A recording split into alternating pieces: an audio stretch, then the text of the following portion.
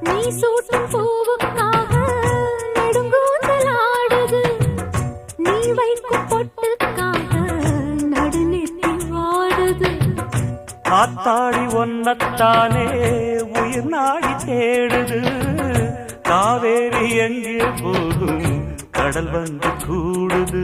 அந்திப் பொழுதில் தென்னங்கிளையில் தென்றல் கூத்தாட மையை எழுதி மஞ்சள் குருவி கையை கோத்தாட அடங்காத ஆசை கொண்டு நானும் போராட.